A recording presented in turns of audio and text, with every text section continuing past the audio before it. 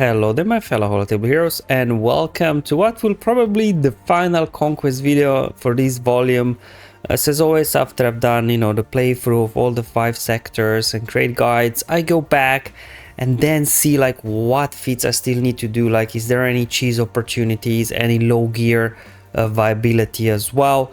So this is all what I'll be going through in this video, and I'll probably have seen many of these maybe from other content creators already, because they've been faster out of the gate with this stuff, but so I tried to put a little bit my own spin on it whenever I could, maybe try different enemy, maybe different data discs, or not having relicked all the units like they do, so just to hopefully give some variety out there for the community in case you don't have those exact discs, enemies, and of course not everything relicked up, because there's RNG element to the data disk and as well data nodes.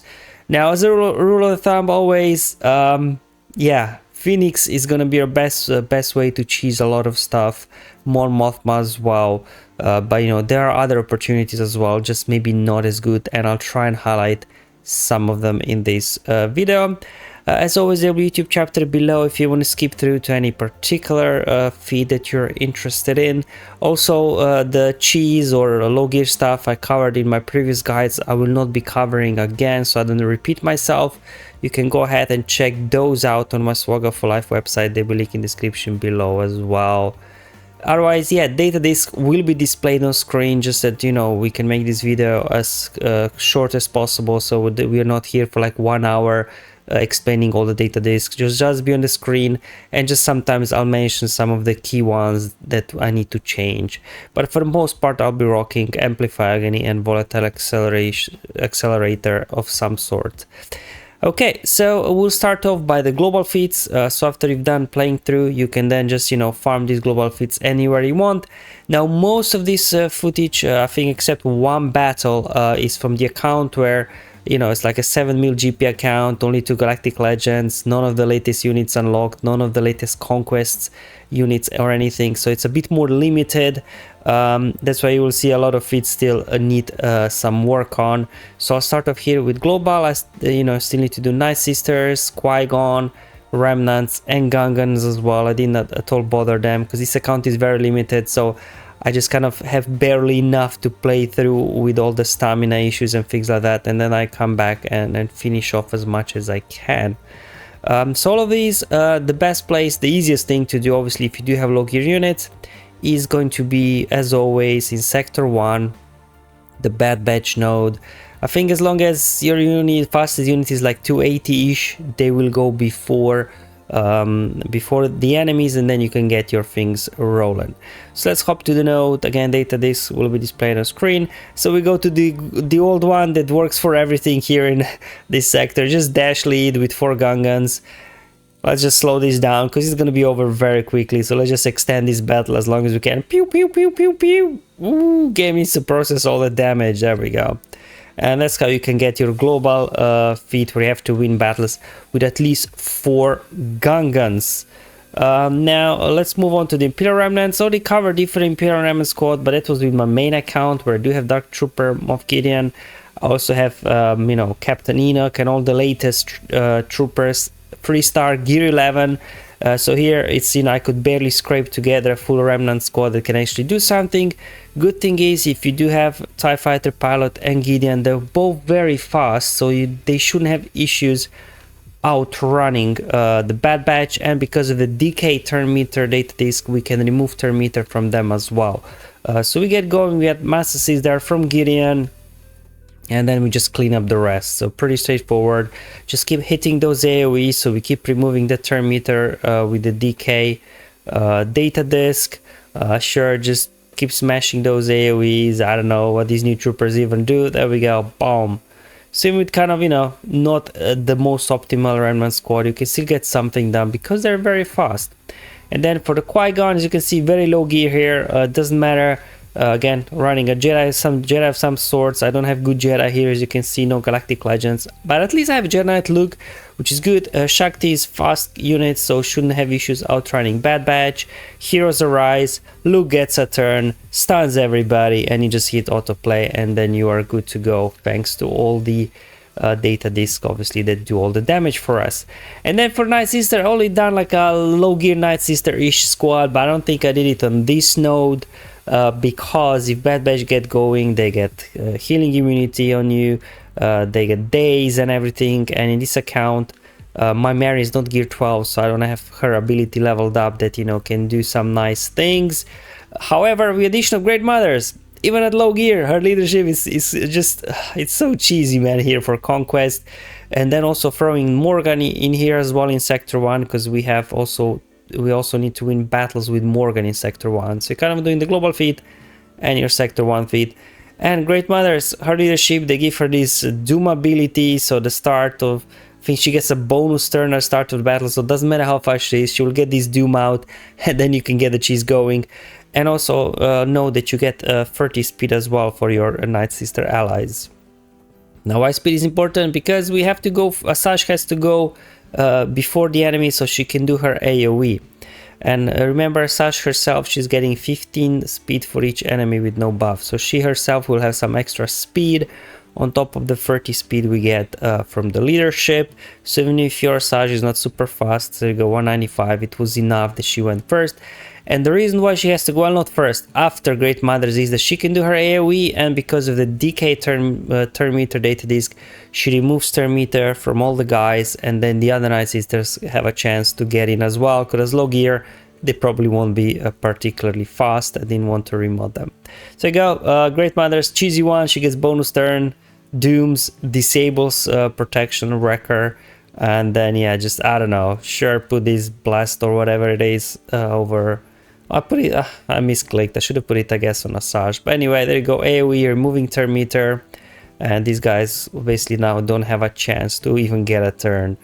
We're just going to go ahead again. Whenever we defeat somebody with Doomed, Great Mothers, they get bonus turn, and you can reapply Doomed on somebody again, do a mass assist on tech, get him down. His turn meter was quite high, so you can see, finish off the Doomed enemy.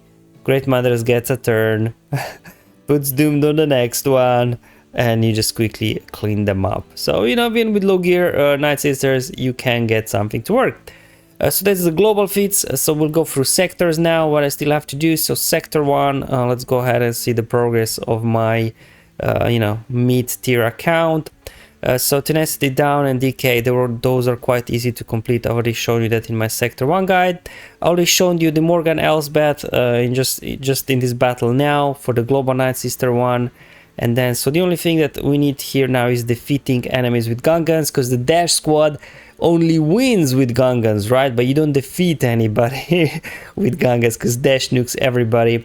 So actually I found that this Geo node, I found this one was quite useful.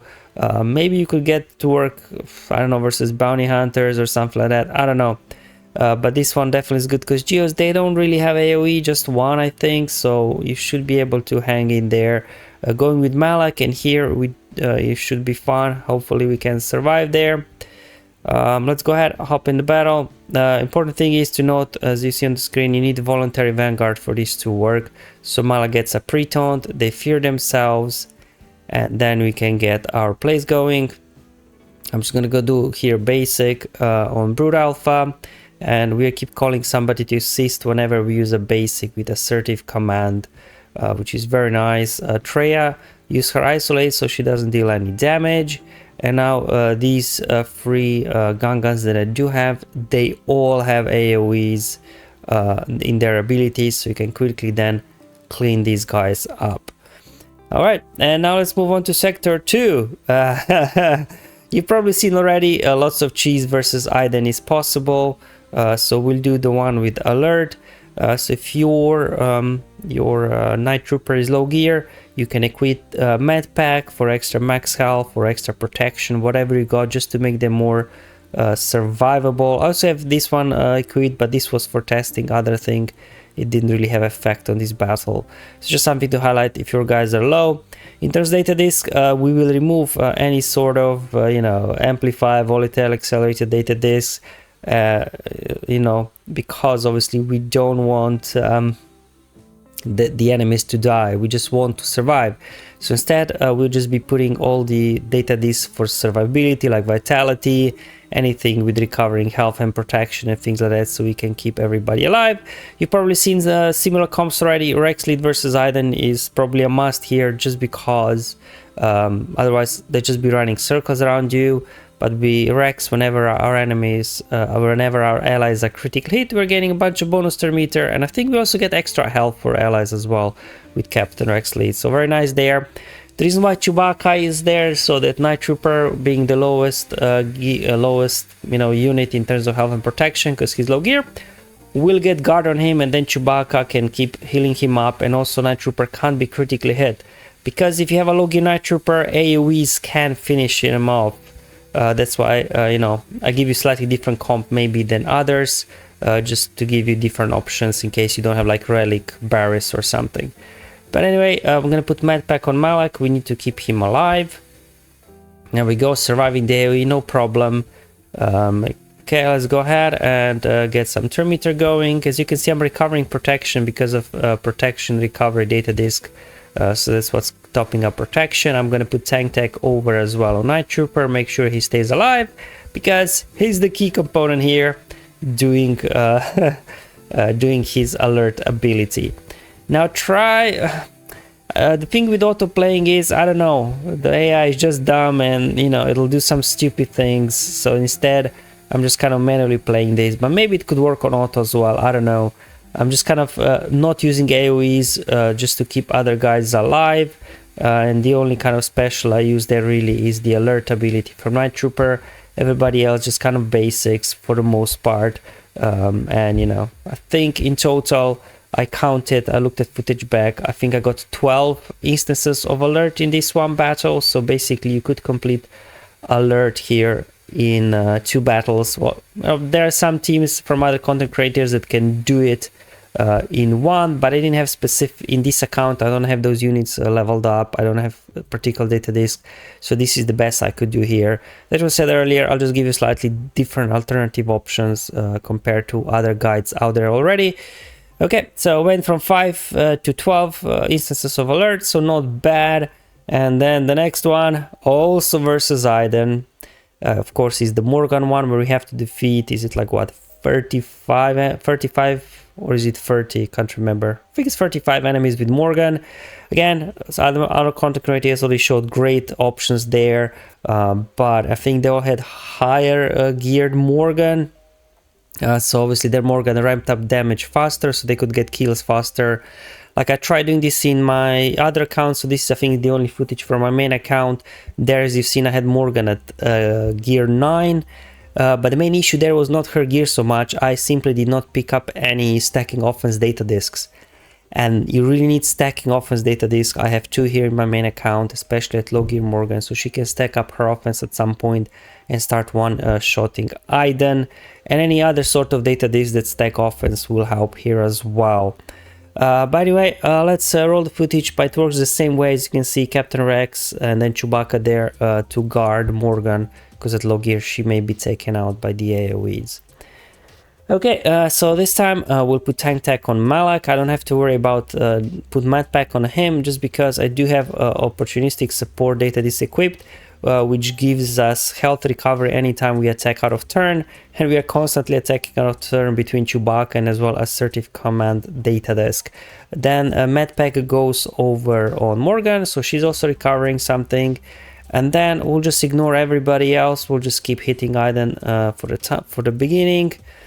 Yeah, we'll just keep going. It's gonna speed up the footage. I'll just hit auto basic at this point. And yeah, surviving no problem at all for the time being. You're just gonna have to wait for 4 or 5 minutes that your offense ramps up between Ruthless offense, weak spot, data disk, or any other that you would have for stacking offense. Maybe equipping consumable for defense penetration could be nice, or extra critical damage, critical chance, just any sort of consumable, especially if you have maybe gear 9 or something, gear 8 Morgan, just to speed up the whole process. But yeah, I definitely think I took about 6 minutes for my gear 11 3-star Morgan to ramp up. I guess I could mod her for offense, but just didn't want to remod, so there's definitely opportunity to improve your kill rates so that you ramp up faster. But again, this is one that will depend a lot on data disk. As mentioned before, my account, I was not able to pick up any Ruthless Offense data disks, and I was just not able to ramp up enough just from weak spot. At this point, I got really annoyed by Death Trooper. He kept putting healing immunity on my guys, and I almost started losing folks. So maybe before you hit auto basic, just get rid of Magma Trooper as well as Death Trooper, and then you can just keep Snow Trooper alive and constantly then just do auto basic. Worth mentioning, no Amplify Agony, no Volatile Accelerator disc, because otherwise the other guys will kill themselves, because whenever they're feared, they'll be getting debuffs. But anyway, at some point we started taking dice guns. You can see Morgan on her last kill there, she got over 400k hit. So, you know, definitely, I think it took about 6 minutes and that Morgan ramped up enough. Okay, so let's see how many kills. I went from 2 to 30, so like almost, I guess, in a battle. Maybe if I would have taken Death Trooper and Magma Trooper straight away before I hit auto basic for the first time, this would save me a little bit of time. You know, maybe another Ruthless Offense in there, or maybe remoted my Morgan for offense, or as well equip some sort of extra damage consumable. I think you could, even with this setup, you could get all the kills done in a single battle. But again, this one as well as the alert, they're a bit tedious. They need specific setup, so there are only 5 cards each because it's sector 2. So unless you really need this might be a skip, because they're really so data disk dependent. And as mentioned before, in the other account, I simply did not have those discs in my way to collect. Alright, so let's move on to Sector 3. I already covered the Retaliate feat as well as Geo feat in a previous guide, so I won't be covering that. So the only one that I'll show you is the one with Night Sister Acolyte surviving. Now I've already done this in a previous video, however, this is with low gear Night Sister Acolyte and on a data chrono, so I want to show you as well on data chronos what you can farm, so you can farm data chronos as well. Maul works great here with Watt, because Maul starts off with Frenzy, Watt more, he dishes out tech, Maul gets a turn, and then it's game over because of Amplify Agony and Volatile Accelerated data disk. Put Weapon Tech on Maul so he prevents revives when he defeats somebody. We're just gonna open up with Marin, finish her off so she's not coming back, and then we'll go after Daka next. There we go, she gone, then the AoE over on Talzin, she gone, and now just basic over on Asajj, so we double tap, and then Talia just does whatever, and there we go. That's how you can quickly get this Acolyte feat done as well if she's at low gear, and farming data crowns at the same time. Moving on to Sector 4, let's see what we still have to complete here. So I covered some of these feats, so today, to this one, I'll just cover defeating 30 enemies with Night Sister units, then also low gear Kelleran back battle, and as well Blight. So yeah, a few feats here still to cover that I haven't covered before, or you know, they were not low gear. So this one actually is good because you can get it done on Tusken node, which is a mini boss, so we all have it. So it's not like you have to rely on a Phoenix node or Mon Mothma to get it done. So this will be for all the Blight battles in a single attempt. So let me show you the team that I'll be using. Nothing too crazy here. Just low gear. Captain Enoch is more than enough. You don't even need Zetas on it to work. Obviously Zetas do make it better because I think on his leadership, if you do have Zeta, you get extra critical avoidance. I don't have Zeta, and then also for his unique, I believe if you do have Zeta, again no Zeta on here, then the enemies get more minus critical chance. So these two Zetas will ensure that basically you cannot be critically hit, and if you cannot be critically hit, they will have to get through each of your guys 9 times. And then as well through the leadership, I believe, or is it in his unique, I can't remember. Yeah, it looks like it was in his unique. Whenever one of your guys gains a stack of Decay, they also apply a stack of Blight. So initially we didn't know will this count or not, because sometimes, you know, the debuffs from uniques and leaderships don't count. But this time it did, so which is good news. You can get all of this done in a single battle. Just mind you that make sure that your Captain Enoch is not your weakest ally, because then he will get ambushed on him, and then Tuskas can target him if they like. But anyways, as you can see, Death Trooper there, he's very durable, very tanky because I'm relicked up, and yeah, it'll take a while to burn through him, but As soon as, you know, they start getting him below 1 health, he gains a stack of DK.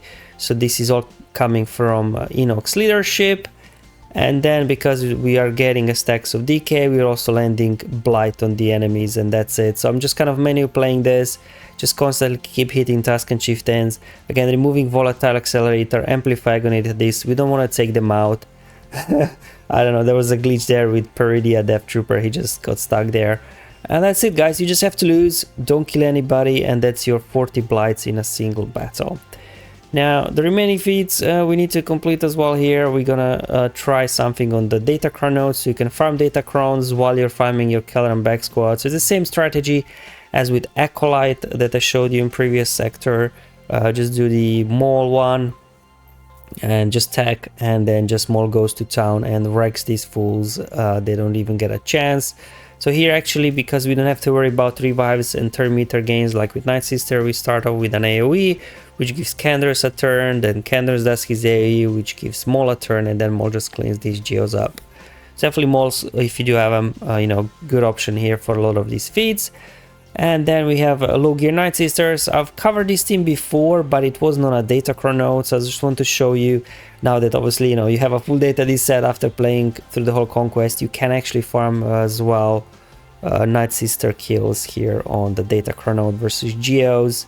It takes you know, a minute or so that you get your thing going, but you know, eventually you should be able to start running circles around these guys, obviously with the correct data this set as shown on the screen, with Amplify Agony, Volatile Accelerator, and DK and Turn Meter as well, Assertive Command and Weak Spot. They're all very good discs. Let's throw an AoE, counterattacks, yeah sure, kill off Talzin, that's fine, because guess what? We like to have our Night Sister allies dead, because then we call them to assist whenever we use basic, and we're in good shape now. Just clean it up, and you know, we got 6 enemies, so you can get 6 kills here with your Night Sisters. Okay, so let's move on to Sector 5. Still quite a lot of things, as you can see, that I can wrap up if I need.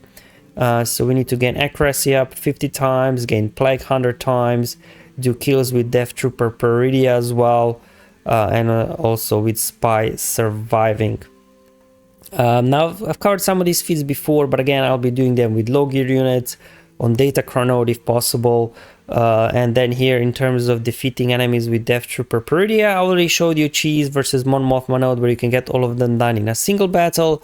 So this one I'll be showing you a couple of different options in case you don't have Mon Mothma node that maybe can help as well. But anyway, let's again knock out the Geo Spy just here on the data chron node. Same Maul strategy that we had with Kelleran back and Acolyte. Definitely Maul is really good here in Conquest. Let's go ahead, apply tag. Because there's General Kenobi on the squad, right? We get 5 stacks of Anguish, so we can wrap this up very quickly. Go after Anakin first, because he'll get a bonus turn. Then Kenobi gets a taunt, so now we have to go after Kenobi. Kenobi will go down, then Anakin gets bonus turn.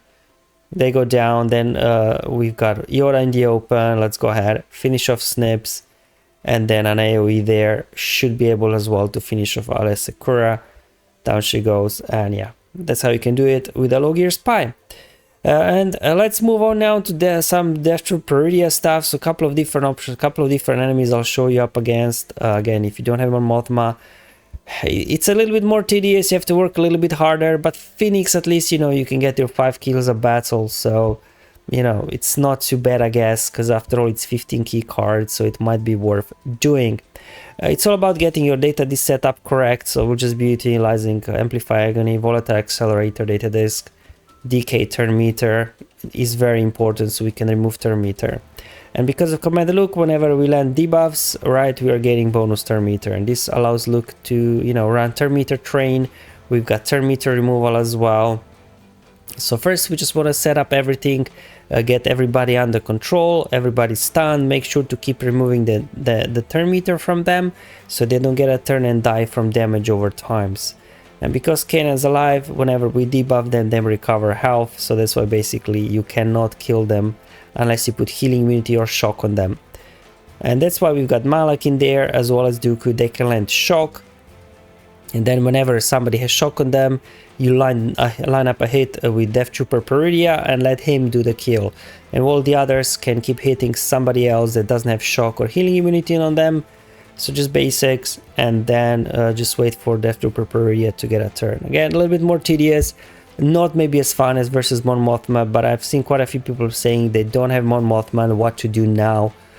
So while not as good, you know, it still kind of works. As you can see, low star, low gear Peridea can get the job done. The other guys are there just to kind of keep enemies under control. And this will give us our first Peridea kill in this battle. Yay, there we go.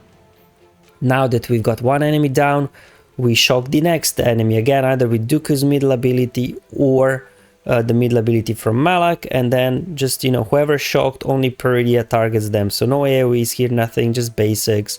There we go. Like now Dooku's shocked their Hera, waiting for Death Trooper Peridea, finish off Hera. We need another shock now, so either Malak or, there we go, Malak shock there on Zeb.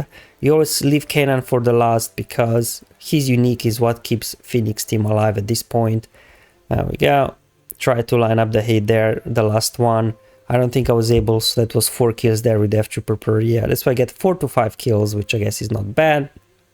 Then another squad you can do as well is Bad Batch, because they're kind of slow-ish. They don't have really kind of AoE, so you can get a jump start on them.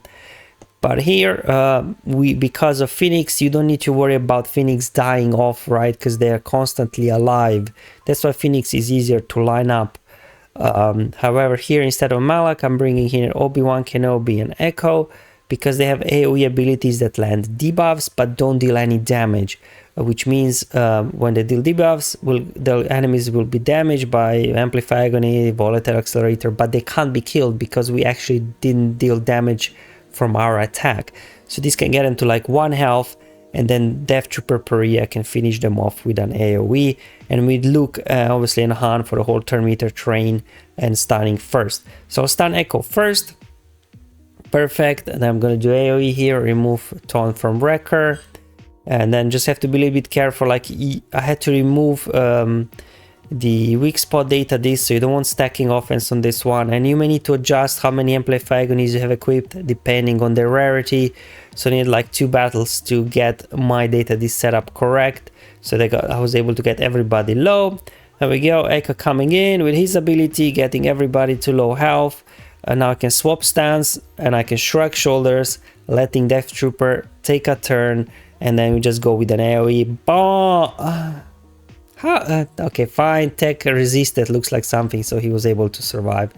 So yeah, not as great as Mon Mothma node, but you know, 4, if you're lucky, 5 kills per battle, you know, it's okay. Again, with Phoenix, you don't have to worry about turn order, you just go in, you line them up.